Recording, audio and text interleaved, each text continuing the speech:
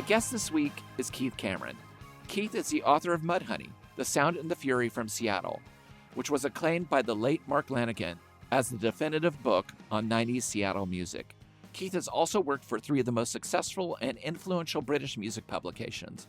From 1988, he was at Sounds, first as a freelance contributor, then a sub-editor and reviews editor. In 1991, he joined New Musical Express as a writer, and since 2001, he has worked for Mojo, first as a reviews editor, and is now currently a contributing editor. His writing has also appeared in The Guardian, The Times, Q, and Kerrang! And he's interviewed artists such as AC/DC, Steve Albini, Kate Bush, Nick Cave, PJ Harvey, Lydia Lunch, John Lydon, R.E.M., Bob Mould, Metallica, Paul McCartney, Bruce Springsteen, The Stranglers, U2, Neil Young, Pavement, and Morrissey. His second book, 168 Songs of Hatred and Failure, A History of Manic Street Preachers, will be published by White Rabbit in the UK and Mobius in the US this fall. Keith currently lives in southeast London with his wife Jenny and their son Hamish. And it gives me great pleasure to welcome to Revolutions Per Movie, Keith Cameron. Hi, Keith. Hiya, Chris. How's it going? I'm doing great. So good to see you. Nice to see you too. I love time zones, so let's do it. You came up in the ranks in writing with the UK weeklies. Over here in the States, we were getting those too, and it was just leaving such a massive imprint on us. What was your relationship to musical weeklies before you actually started working in them? Good question. I first started reading the weekly music press in the UK when I was about 12 years old, maybe a little bit older, actually, maybe 13, 14. I'd started listening to John Peel on the radio. This is like late 70s. So I was getting into I was into punk and in the broadest sense, stuff that you probably think now is more new wave, but it was definitely, as far as I was concerned, it was pretty much all the same, Yeah. And started listening to Peel and, hearing stuff that he was, and I think he probably mentioned the music papers at the time. And obviously there was also a friend of mine who had an elder brother, this crucial elder brother syndrome that I talk a bit about in my Mudhoney book, is that everybody needs an elder brother, whether they actually have an elder brother or not.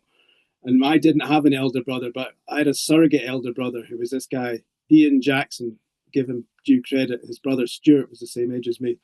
And we used to go around to Stuart's house once a month to play records. And basically we were playing his brother's records. And if his brother was in town, getting drunk, we were going through his records and listening to The Clash and, Ian Dury and the Blockheads and, all sorts of stuff. And I think he probably had music papers lying around. So anyway, I started reading Sounds. I think it was the first one I bought. This has been about early in 1980, I think. And I knew that John Peel wrote a column for Sounds. So I think that's probably why I gravitated there. There was no other reason for it. And I was just kind of captivated by this weekly drama that played out within the pages. And there was it was painting pictures in a whole new different way in my mind. And so you'd listen to stuff on the radio and then you'd read about these bands in the paper, and then you'd read about bands in the paper, and then you would listen to Peel and hope that he was going to play it. And whenever one of these groups got on top of the pops, which was like the weekly, the whole nation watched it basically because there wasn't anything else. So it all sort of fed into each other. So Sounds I read for about a year or two, and then I switched to NME because I sort of had intellectual pretensions, and that seemed to be that was a far more intellectually pretentious newspaper with some very, very good writers and some other writers who probably weren't as good, but still seemed good to me because I didn't really understand a lot of what they were saying. Right. So I basically read NME avidly for like years and years and years. And then I guess when I was at university, a friend of mine was a year above me, and he did a journalism postgraduate course after he finished his degree in London. We were studying in Edinburgh, and he moved down to London, and he started working for Sounds, and this is about 1987, 88. And my mind was like, okay, so this is possible. We can do this, So I just basically did this. I did exactly the same. I did a postgrad journalism course in London, having got a degree in Edinburgh. And within about 6 months, I effectively dropped out of doing the postgraduate diploma, which I'm still very ashamed of, but because I'd started writing for Sounds and I basically, never left. So that was pretty much it. I was a fan, and then, I made my fan. It's a sort of parallel to course to a lot of musicians. You grow up loving music, and then you start playing in bands, and you eventually the lucky ones make a living out, or almost make a living out of what they love doing. So I guess Yeah. yeah. It's pretty fascinating too, because, I was talking to Richard Meltzer, who is like, Wow. a very famous early rock, was writing rock journalism before that was even a term. And he said that their approach when they were writing for Rolling Stone originally, and then later Cream and all these other magazines, was they were like, yeah, we wanted to have the energy and snark of rock. Like, we weren't taking it seriously at the time, but they had so much power. Like, he would get records and not listen to them and review them, but it didn't matter because the weight of it yet was not there yet, because people were like, I don't know what to do with this. I'm just reading about stuff. It's in this magazine. And then they definitely became a point where the papers and the journalism of music definitely held a ton of power. How was it walking into that world and knowing that you had to have a voice and an opinion that might matter to someone reading this? Well, I mean, the whole thing was quite intimidating. And I was intimidated by the other people around me who had been doing it for much longer than I had. Because I'd done some stuff for the university newspaper in Edinburgh, but I hadn't really done anything that was A, any good, or B, that could, there was no guarantee that I was going to be able to be a success at this. They took me on as a sort of, student, trainee sort of thing. And then if it didn't work out, that would be it. That was always the understanding. So I was very intimidated by that, feeling inadequate and out of my depth and not worthy and all that sort of stuff. And then, you soon realize that you are wielding, a form of power whenever you sat down to give an opinion about music, and you had to be able to back it up. And quite often, you don't have, these were weekly papers, and this became increasingly apparent to me when I was working at NME, because it was, for a start, it was much more success. I mean, I joined NME when Sounds closed. Sounds closed down in April '91, and due to its sales were declining, and the publishers just decided to cut their losses and give it the boot.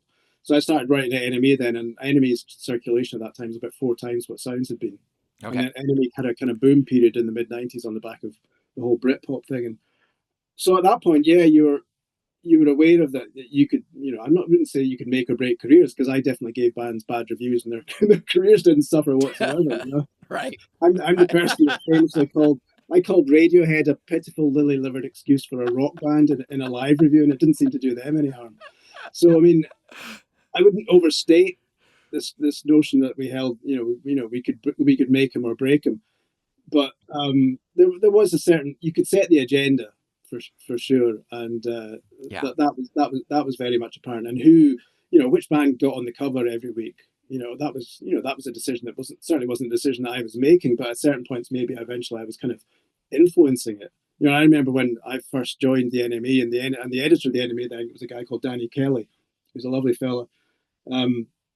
And Danny sort of said, "No, what's a young man from Sounds going to bring to the NME?" They were very skeptical. There was a lot of people. I mean, there was one guy at the NME, Steve Lamack, who became a very well-known disc jockey on the BBC. And Steve lobbied for me to get in there, and they were, most other people there were very doubtful about what anybody working for Sound. So they very much regarded as the class, dunce, basically. And they were the university graduates, because most of them were.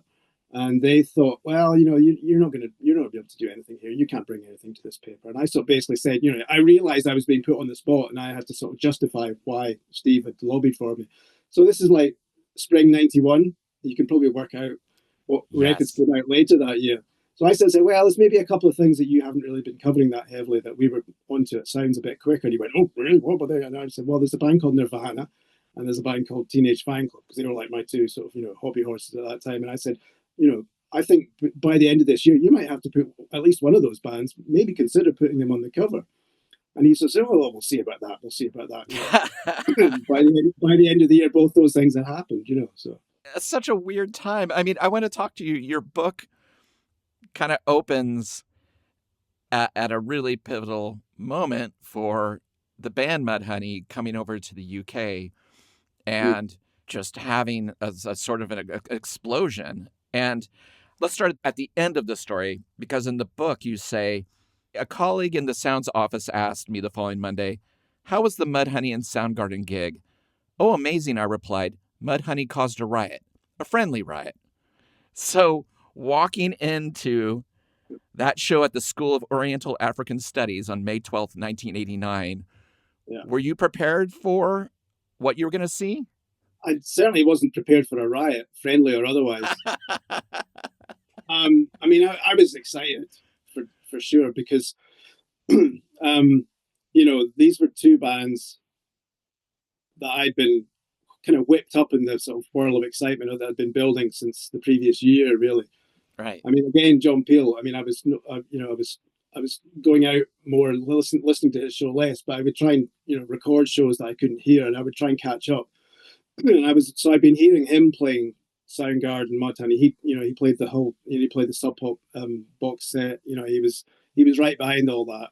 And I got sent the Mudhoney Superfuzz Big Muff EP and loved that. And that Soundgarden's Ultra Mega OK album, got that. And so I was excited, and I'd seen Mudhoney before, like a week or two previous, because they'd been touring with Sonic Youth. They right.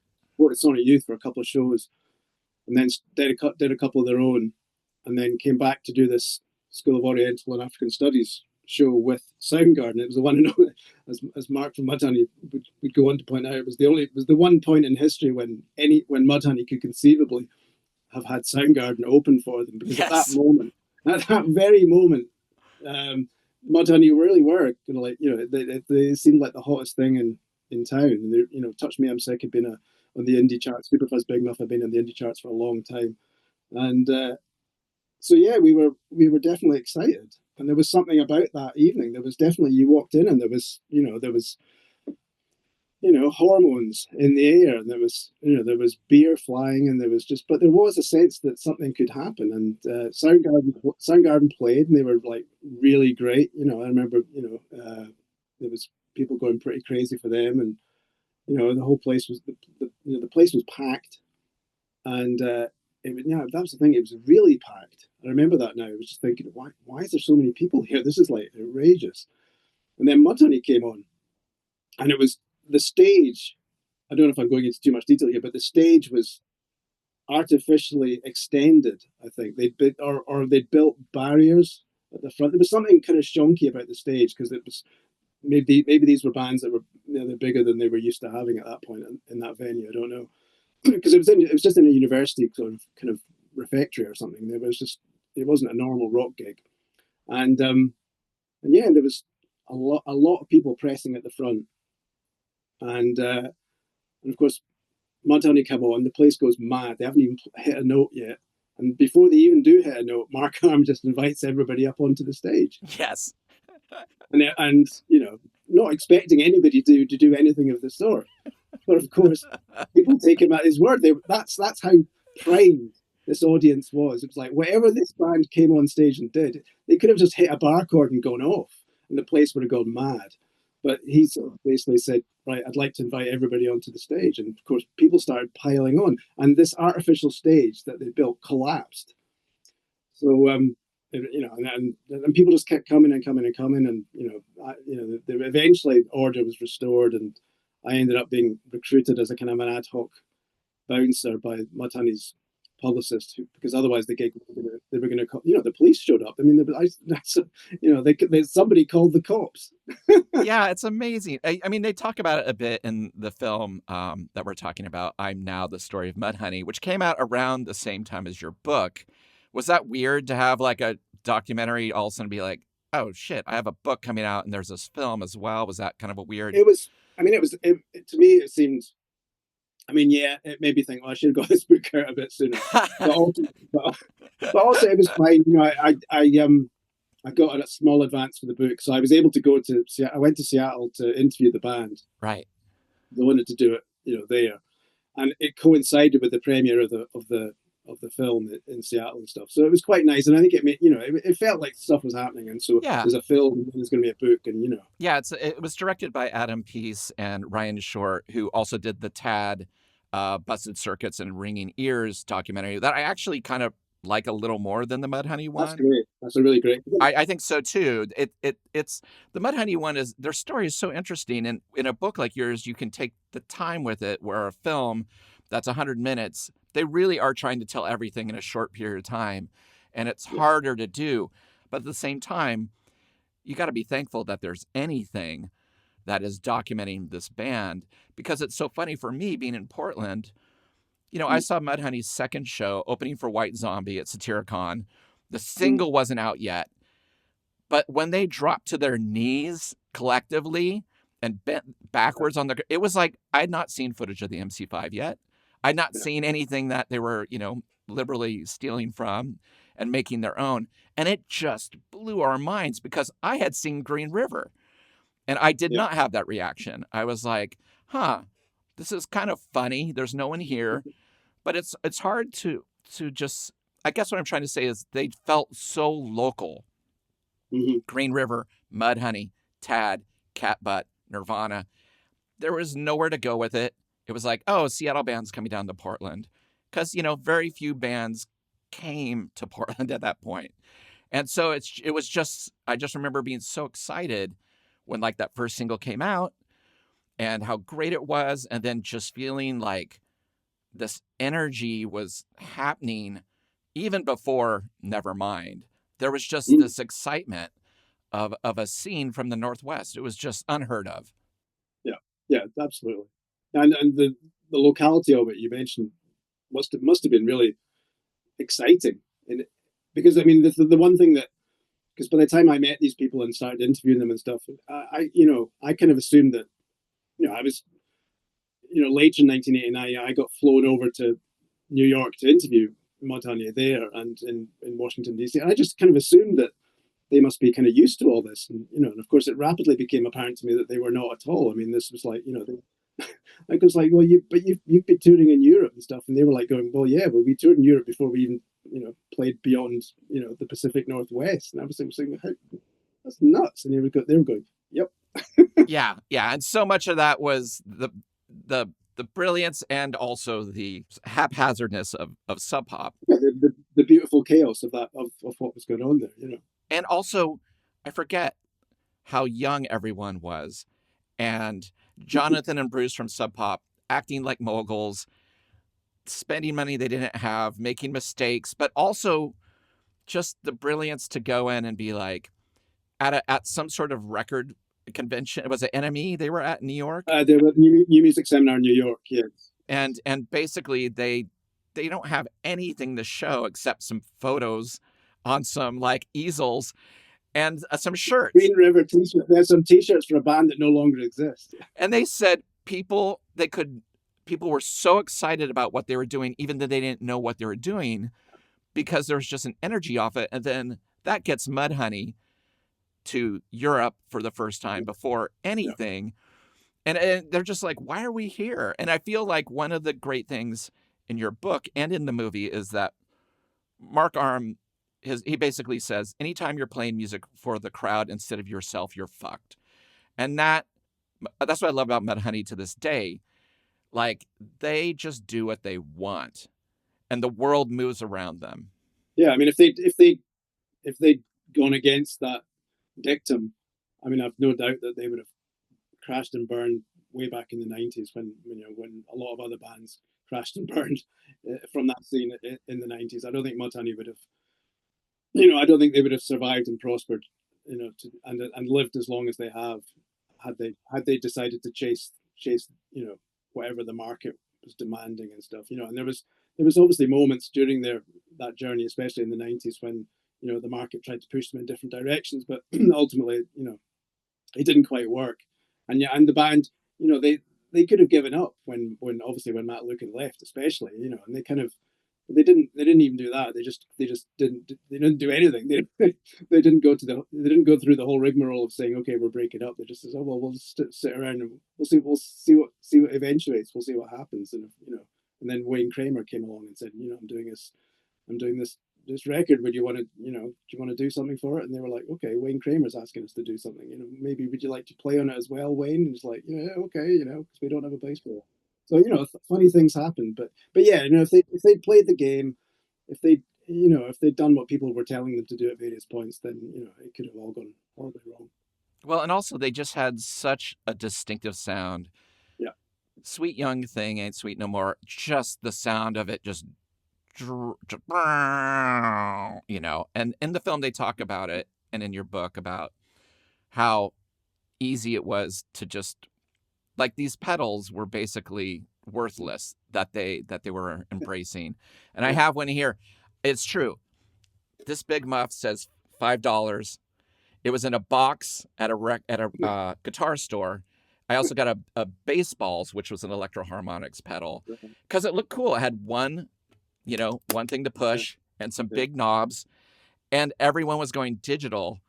In the film, basically, Jack Endino's producing them, and he's even like, "Are you guys sure you want to sound like this? Yeah. It's pretty gritty. Like, it's really distorted." I love that even people couldn't wrap their head around it still.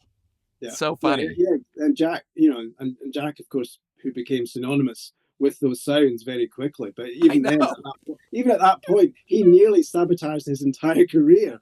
If he'd been able to persuade Mudhoney not to use better equipment, can we make it a bit less grungy, guys? It sounds pretty crappy to me. And they were like, "No, Jack, this is how we want to sound." No. Well, I want to ask you, you said they were in the charts for a long time and they're getting on the cover of weeklies and stuff like this. But still, what did that mean for a band in terms of a career or something? Because this was still the underground and bands had short lives. Bands usually were not legacy based yet. So did you feel like this is going to be something that's going to change something, or that's going to have legs, or was it just a moment in time? I mean, I certainly didn't think that. I mean, it was amazing when Mudhoney, had an indie number one. It was amazing when Mudhoney's album, when Every Good Boy Deserves Fudge, actually got into the proper bona fide UK top 40 album charts. I mean, I thought that that's incredible. I didn't think that this was the stuff of. I couldn't conceive of them ever becoming of a record of a band that sounded like that. And for all the furore at the gigs and stuff, and they were playing, 1,500 halls in London every time they played regularly and stuff. And I didn't think it was sustainable for a start. I didn't think that the band were going to be able to sustain that level of creativity. But you could already tell that when the self-titled Mudhoney record came out in '89, that the band themselves were getting a little bit jaded, a little bit tired of the grunge baggage was hanging heavy around their necks at that point. So I didn't think that it was sustainable either on a commercial basis. I thought that maybe it was as big as they were going to get, and I didn't think that maybe the band wanted to carry on doing it. You got that sense from Mudhoney that they could take it or leave it at any point. Yes, and they did. Steve left for a while, which they did, and as we touched on, that probably saved them in the end. Whereas Nirvana, you got the real sense, and I got the sense from them from the first time I saw them, that this was a matter of life and death, almost, as far as they were concerned, as far as Kurt was concerned. They had nothing else to fall back on. There was no, this was no hobby, this was no dalliance, this wasn't just a lark. Even though they truly didn't believe that what happened to them could happen to them, they certainly did not believe that. Nobody could honestly say that they knew that was going to happen. No, not at all. I mean, even, we've talked a little bit about this, my band Sprinkler getting signed in 1991, pre-Nevermind, with Bruce and Jonathan taking the Greyhound bus down from Seattle with sleeping bags, sleeping on my floor. We're just talking about music. They want to sign the band. We've only been around 4 months. But then there's also the reality of, like, the weekly Seattle paper, the Rocket, doing their articles, SubPop, and basically saying they owe, Mudhoney money. They're going bankrupt. They fired all their employees. And this is when they want to put out a record of ours. But at the same time, we're like, well, yeah, what do we got to lose? We've never made a record. This doesn't mean anything, right? There's nowhere to go with this. We'll have one record, fun. But then cut to us opening for Mudhoney and Nirvana the day Nirvana's album went gold. Yeah. I'm standing next to Jonathan Pomnan watching people scream at Nirvana, every lyric, scream in between the songs, scream during the songs, like pandemonium. And we were looking at each other like, what the fuck? Like, we did not expect this. Nirvana, again, were a great local band. And it was one of the first times that I'd ever seen an audience, instead of just watching a band and like kind of nodding their head, like screaming at a band from the underground, like every lyric, like they were so in love with it. It was really jaw dropping and still kind of freaky. Well, I mean, you were there. You witnessed,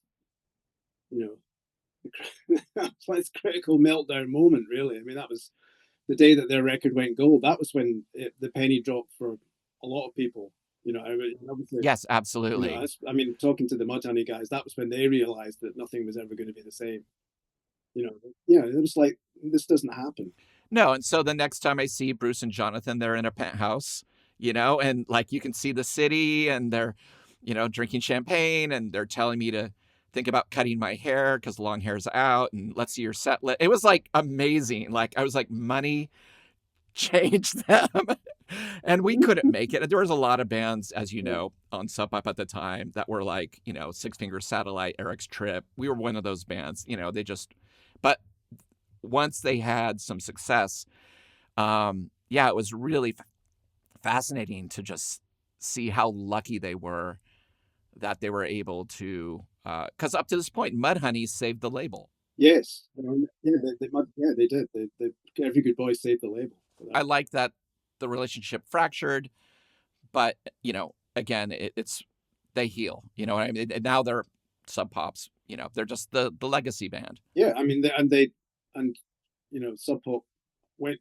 They went through some real lows. Obviously, there was they had money, but there was a confused operation there for many years, and they didn't really know what to do with it. And then Bruce and John fall out, and it got messy.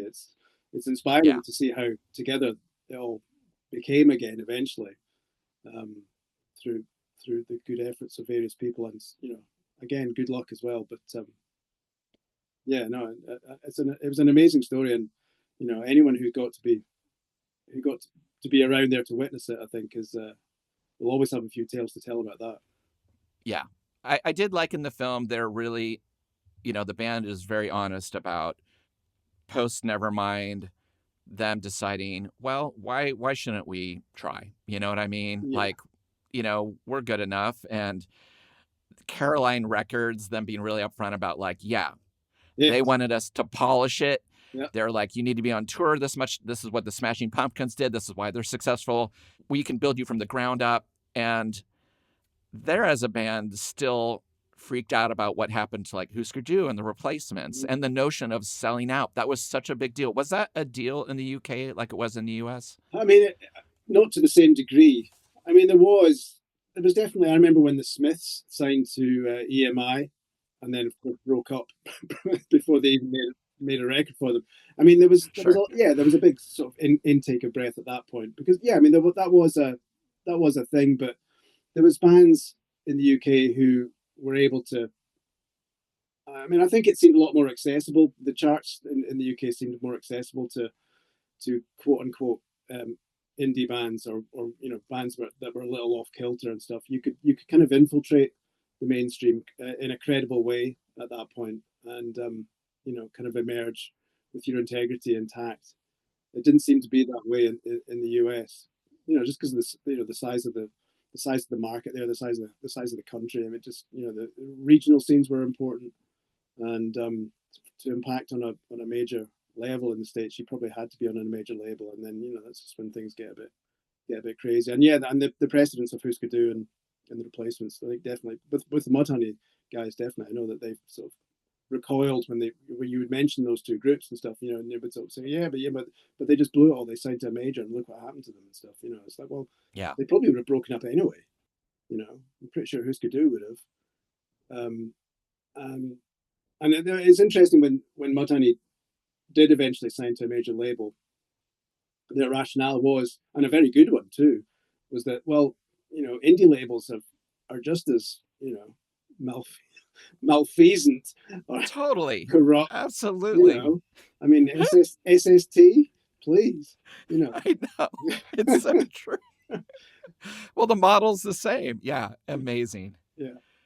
But the difference between this movie and your book is obviously time. Like, they're having to tell the story of Mudhoney in a very short, compact time. And you get some things in it that are really fun. I love the part where for the single soundtrack, they recorded it for $162 and pocketed the rest of the money. Mudhoney were great at pocketing money.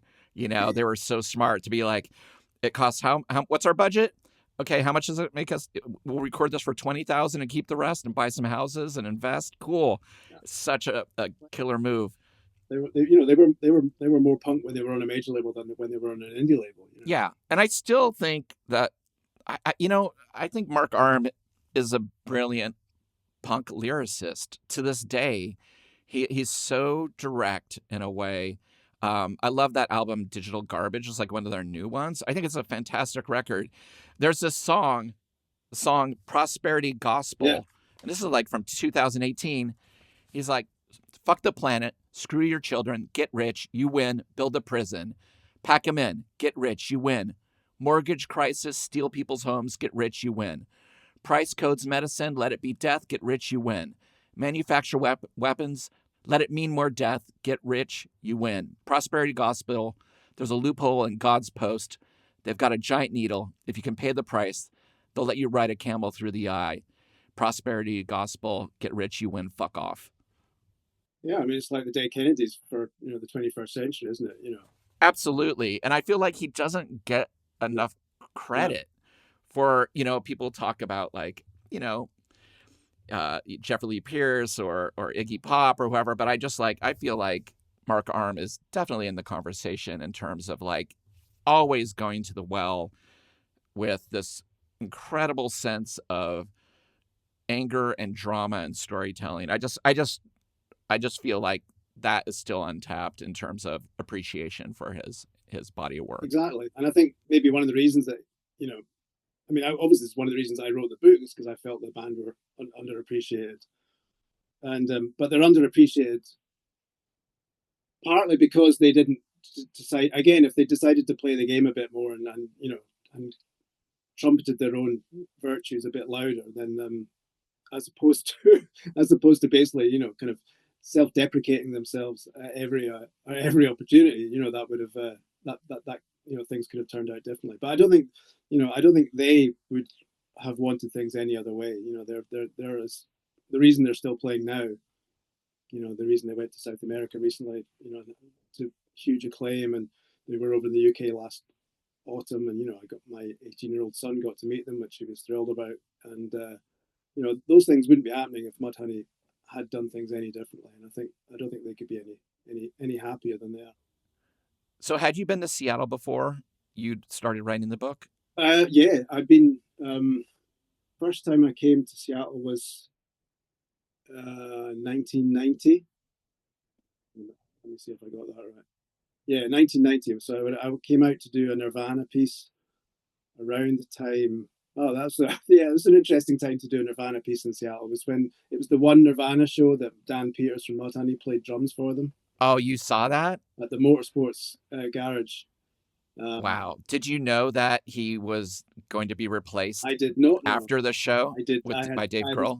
I was as blissfully unaware as Dan was. But I think me and Dan have talked about this, and we were like saying, well, I think you and I were pretty much the only people in the room who, you know, during when I was interviewing, you know, Nirvana, we were the only two people there who didn't realize what was actually going on, because Dave Grohl was there as well. Right. Because Dave, who had already been recruited to join the band, but they hadn't told Dan yet. And Dave was there as a friend, helping them out. Dave was driving the van and like helping hump the gear out. And me and Dave crashed on Chris Novoselic's living room floor in Tacoma the night they finished the night they played the gig. And then the whole thing was bizarre. So I saw Dan's one and only Nirvana gig. Wow. So that was the first time I went to Seattle. So that was memorable on a lot of levels. The gig was incredible. Being in Seattle, did you get a sense of like, okay, this informs how this band came to be and how this scene came to be? Without a doubt.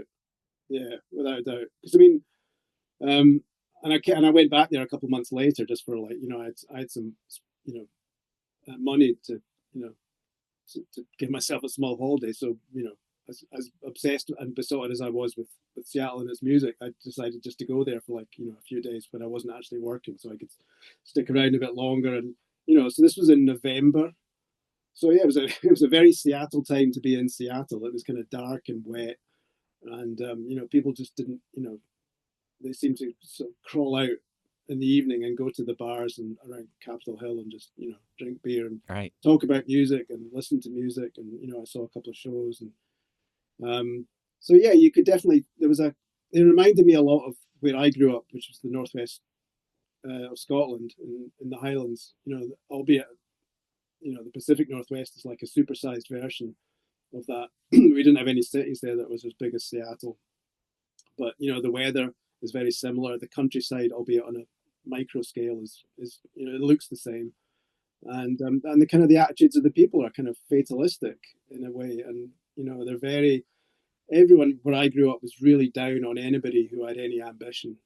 And if you had the ability to, in whatever field, to make it, you really had to keep it under wraps, because you would get shouted down as like sort of for getting above your station. And why would you you want to write for the enemy? What, you're never going to write for the enemy. Shut up. Go and work in a bank. That wow, that sort of stuff. So and I had the sense growing up there that if you want to make it, you have to get out. And and then I speak to Bruce Pavitt years later, and he's like saying, well, that's exactly what Duff McKagan said to me when he was working in the same kitchen restaurant, in the same kitchen that I was working in. And Duff said one day, "Oh, I'm off to Los Angeles to try and make my living as a rock and roll star." And Bruce said, "Well, and I wished him good luck with that." 2 years later, Duff comes back to Seattle in this terrible band that Mark remembers butchering a couple of Stones songs, and then we were wondering why he'd left 2-minute warning for this. Yeah, it is interesting talking about the Nirvana scene and how seriously they took stuff. In the movie, it's really interesting how they basically say, Mudhoney go on tour with Nirvana. Mudhoney's miserable. They're like, it was really hard to see the people that Nirvana surrounded themselves with.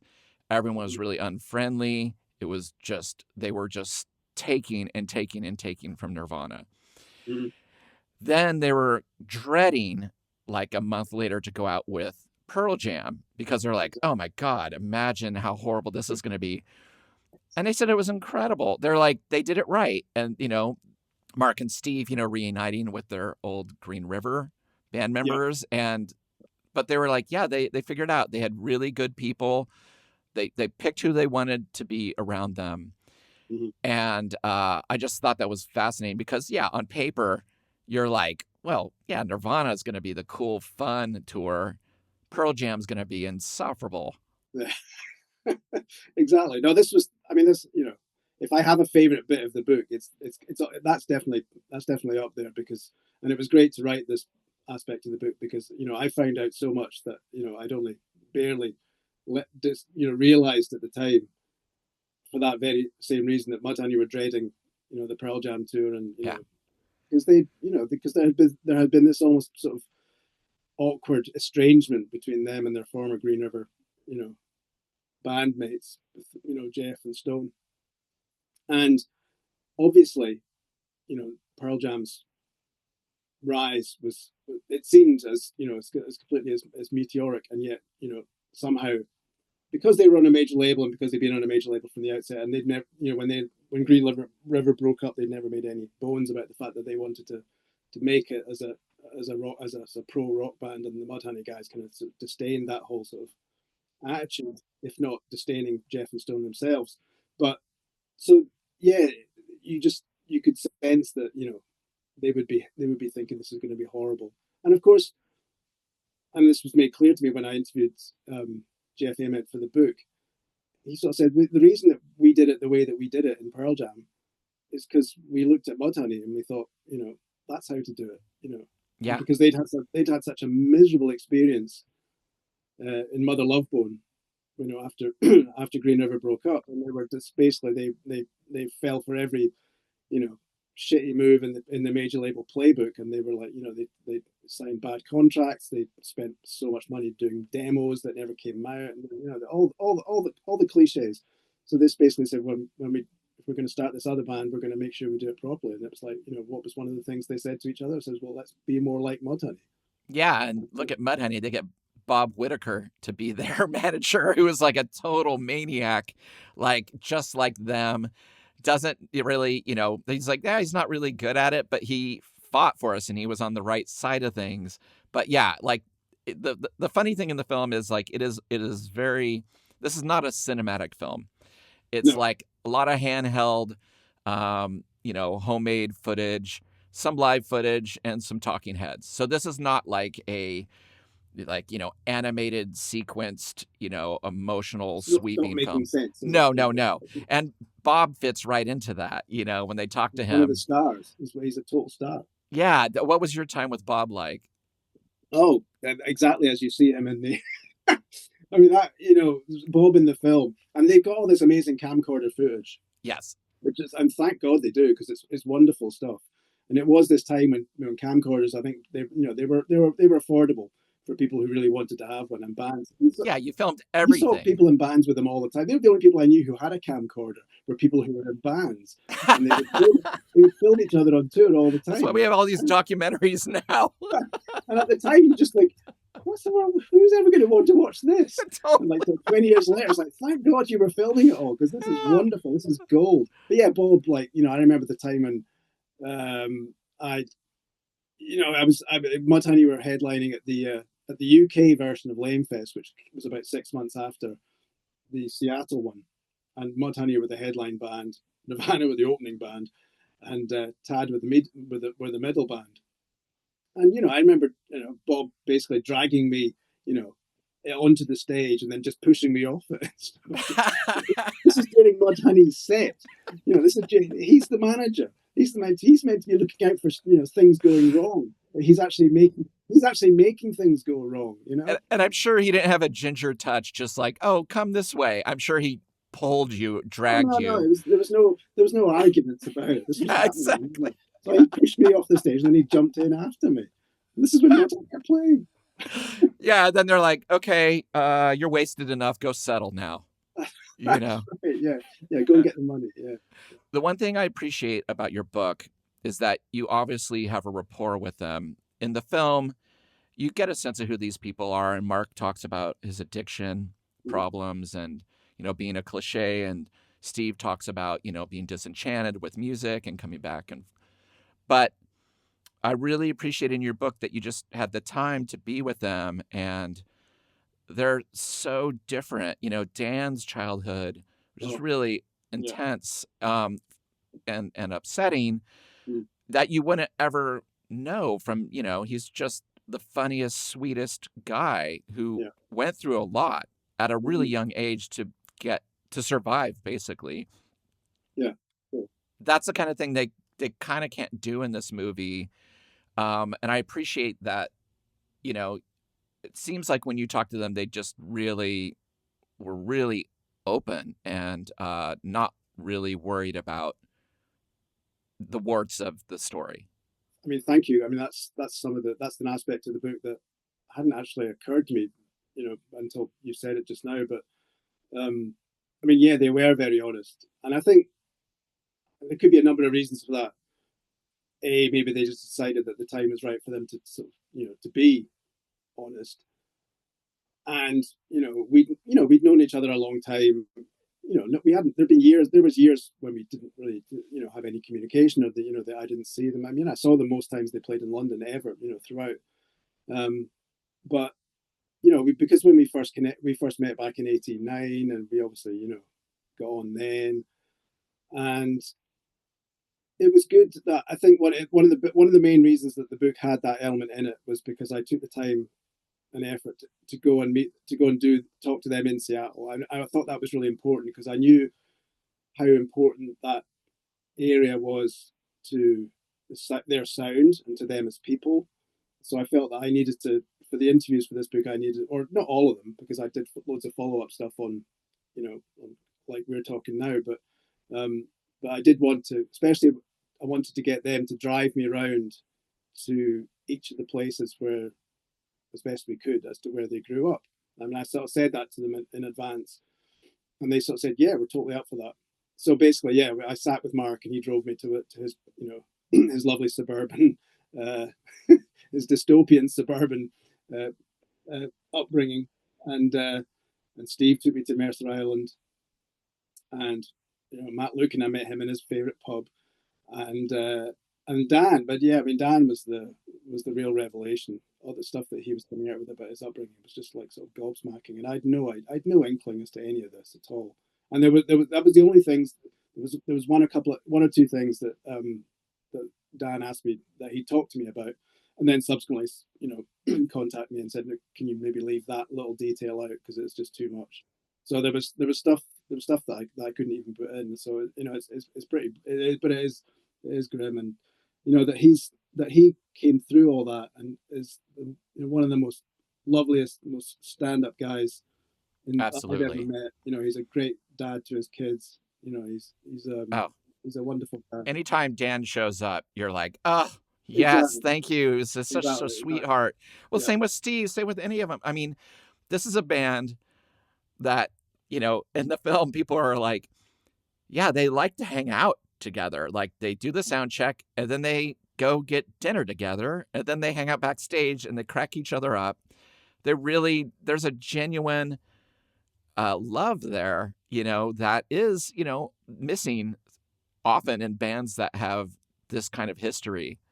Absolutely. And one of the reasons that they're still going is because they were able to maintain that. And also, when Lukin left, I mean, Dan in particular felt that was this could be it, because he didn't really know if he really wanted to be in a band and play drums with a different bass player. But when Guy Maddison joined, he felt everything was okay again, because they how did they do this? They managed to recruit somebody who's as much of a sweetheart and as a great person as the rest of them are. So they managed to maintain the equilibrium of the group, the emotional equilibrium of the group perfectly by recruiting this the sonic nurse. I know. And of course now they have this ridiculous situation where it's almost like they're saying, well, what's the biggest obstacle? How could we most test our our endurance? Okay, well, let's have Guy living in a different continent. I mean, like Mark and Steve and the rest of them lived in different cities, albeit in the same geographical area of the United States. But no, that Guy moves back to Australia, and they still make it work. This has happened. It happened a couple of years ago, and they're somehow enabling this to happen. It's phenomenal. And again, they wouldn't be doing that unless they really wanted to do it. Yeah, and the last string of records are strong. Plastic Eternity, Digital Garbage, The Vanishing Point. If you haven't heard them, people, dig in. They know how to kick off a record. I think no one opens a record better than Mudhoney. And one of the great things about the film is it's called I'm Now. That song, killer. You know what I mean? Like, if I could write a song like that and be like, cool, I wrote I'm Now, I'm out. It's like so great. And it sets their albums still set the scene. Okay, this is going to be kind of a moody Oregon-based, kind of a percussion-driven record. Nope. Now this one is all dry, straight in your face. Yeah, I mean, what a fortunate thing that they still, with all the distance and different job things and economics of their situation, that they still get together and kind of bless us every 3 or 4 years with something is incredible. Yeah. And, as they get older, as we get older, it's like, every 3 or 4 years, that's fine. We've got other things in our mind, we've got other things in our lives, just as they have. But every 3 or 4 years, I can handle a new Mudhoney album right now. It's like, when's the next one? Exactly. Yeah. Keith, thank you so much for coming on, fellow SubPopper, fellow Mudhoney head, fellow seeing Dan Peters' heartbreak in Seattle when he's playing one show with Nirvana. I always ask the same question at the end of the episode, but I tailor it depending on what we're talking about. So on a scale from 1 to 80, with 1 being the lowest and 80 being the highest, how many people jumping on the stage after Mark Arm tells them to jump up on stage at a Mudhoney show in 1989 do you give the film I'm Now the Story of Mudhoney? From a scale of 1 person hopping on stage to 80. Well, I'd give it a hard but fair 70, I think. 70? Given. I think 70 out of 80. Does that seem fair to you? I mean, that is the right answer. That's what I had. 70 is the right answer. That is amazing. Yes. Pure magic. Pure grunge, pure shit, as Mark Arm would say. Yeah. Well, I mean, I was at the front of that stage. I was having to hold back the sea of people, so I probably counted them all. I counted them all up and I counted them all back as we had to restore some order. But yeah, well. Yeah, my feeling about the film is that we're lucky to have it. I don't know if we'll ever get another Mudhoney documentary. I don't think we will. This is probably it.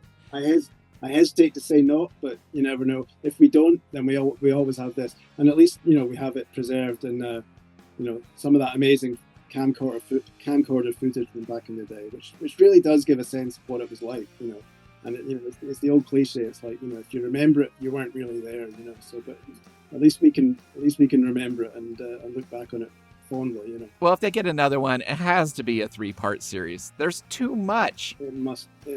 Surely it must be. Yeah. They need to do it soon before we all forget. Yeah.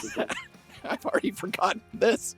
Yeah, I don't know. Did I have a shower this morning? I don't know. Exactly. But I remember where I was in May, 1989. Thank you so much, Keith. So good to see you. Hey, Chris. It was an absolute pleasure. Thanks ever so much for asking me. Thank you for listening to Revolutions Per Movie. We release new episodes every Thursday on your favorite podcast app and additional bonus episodes every Sunday on our Patreon. The show is a completely independent affair, so the best way to support the show is through our Patreon at patreon.com/revolutionspermovie, where you can get weekly bonus episodes and shows, exclusive limited edition flexi discs and records and CDs featuring guests that have appeared on the show, and other exclusive goods sent to you just for joining. You can follow us on social media at Revolutions Per Movie and also find out more information about our various guests in the episode show notes. Thanks again, and we'll see you next week. Bye.